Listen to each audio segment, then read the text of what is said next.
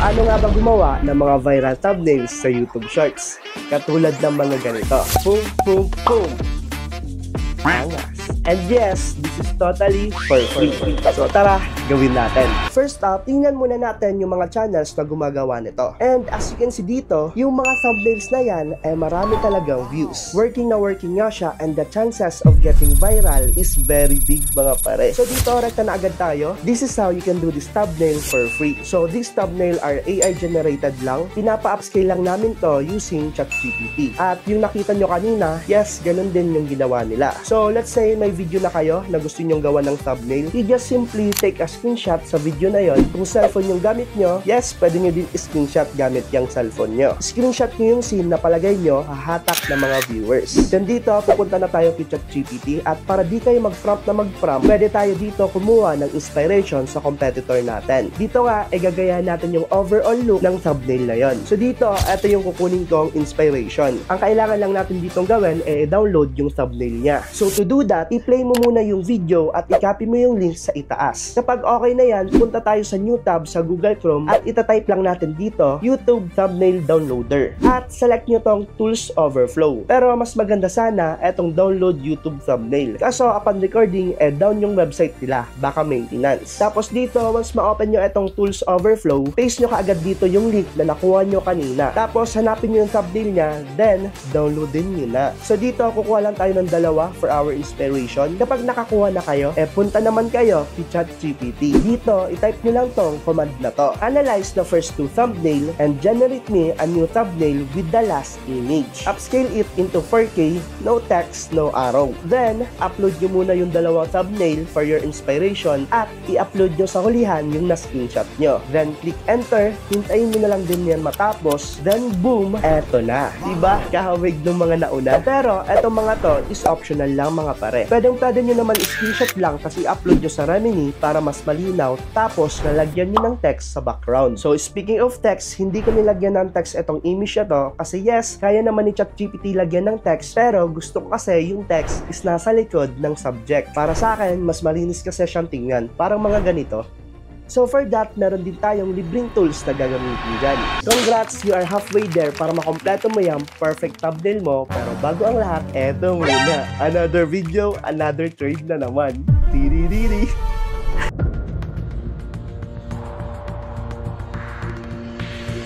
Let's be honest, karamihan sa mga baguhan mag-trade nanguhula lang kung papunta saan yung market. Papunta ba sa taas or sa baba.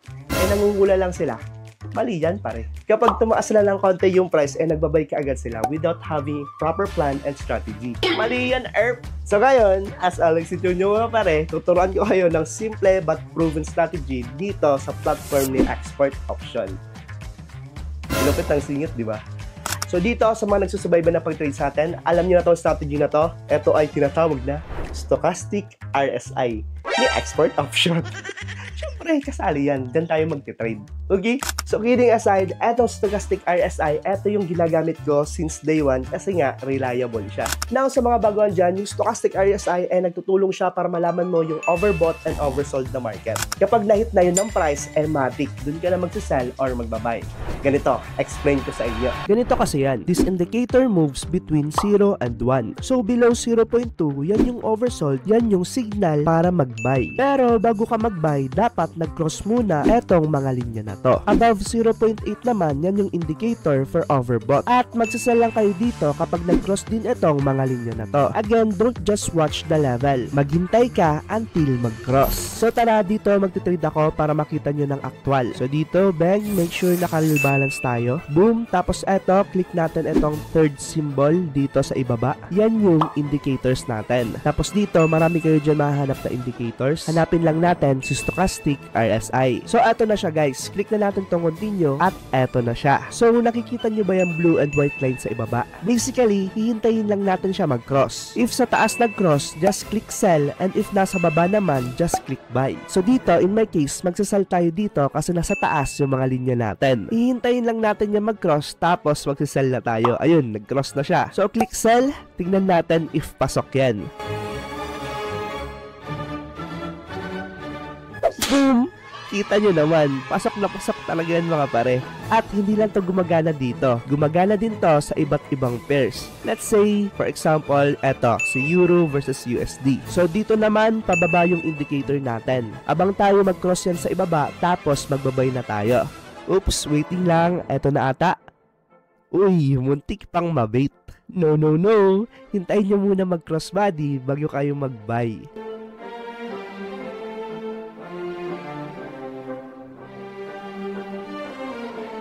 Tamang waiting lang. At ayun na nga, buy na tayo dyan. Boom. Dito, alam nyo na yan. Ilista nyo na. Sabi sa inyo eh. Ganun lang kasimple etong stochastic RSI.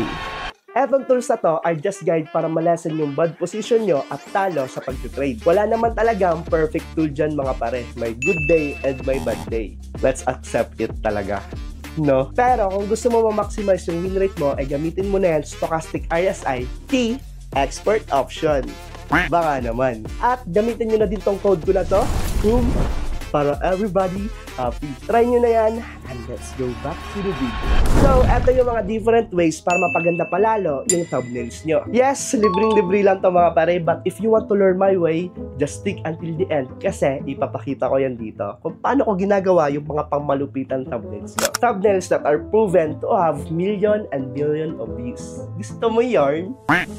So, unang-una is syempre si CapCut itself. So, dito, import nyo lang yung mga pictures na nakuha nyo. Then, drag and drop nyo lang dito sa timeline. Next, iduduplicate natin to as a layer. To do that, just simply click Ctrl-C and Ctrl-V. If cellphone yung gamit nyo, meron dyan option na duplicate. Maduduplicate nyo kaagad yan kapag click nyo yung main scene. So, dito, make sure yung duplicate layer is nasa taas ng main scene. Tapos dito, i-remove background lang natin tong duplicate. So, to do that, click nyo lang etong Remove BG. At dito sa akin, since naka-pro version ako ni CapCut, pwedeng etong auto-removal na lang ang gamitin ko. Pero kung free CapCut lang yung gamit nyo, pwede nyo naman i-select etong custom removal. Madali lang din naman yan gamitin. Ang gagawin mo lang dyan, magpipaint lang kayo ng object, tapos ayun, deleted na kagad yung background. So dito, naka-remove background na yan. Ang gagawin nyo na lang dyan is to add the text that you want. So click text, tapos drag and drop nyo ito sa timeline. Lagay natin siya sa gitna ng layer natin. Dapat nasa in-between siya ng main at yung duplicate layer. Two worders, isa sa taas tapos isa sa baba. So, ang gagawin ko lang dito is duplicate ko tong text na to. Boom! Na-duplicate na tapos ilalagay natin ulit sa gitna. So, dito na tayo magta-type ng gusto natin. In my case, eto sa akin, she lives nasa taas tapos in a boat. Para two-worder lang, nagbibuild yan ng curiosity. Tapos dito, as you can see, parang nasa likod yung text at nasa harapan yung subject. Para sa akin, malinis siyang tingnan and effective na effective per click-through rate. Boom! Ayan guys yung output. And as promised, eto yung way ko kung paano ko siya ginagawa talaga. So ako, I'm using Photoshop mga pare. So kung may Photoshop kayo, you're in for a treat. So let's open Photoshop. Tapos open natin yung picture na nakuha natin kanina. Then dito, para maging malaki yan and center yung subject, ang ginagawa ko is ina-expand ko yung photo. So to do that sa Photoshop, click nyo lang yung C sa keyboard nyo or crop. Then expand lang natin yan. Then click Generative Expand. Then dito, i-click nyo na yan Generate. Ang gagawin yan is papalaki niya yung picture. Yan yung kailangan natin para magkaroon tayo ng headroom para sa mga text natin. So dito, tapos na siya. Tingnan nyo naman. So, eto yung mga result niya. Tapos etong layer na to, idadrag natin sa new window. Etong new window pala is nakaset na yung size for YouTube Shorts. So dito, same lang. Ilalagay ko tong layer na to sa pinakaibaba. Then, isa-select subject ko yan. Then, click nyo yung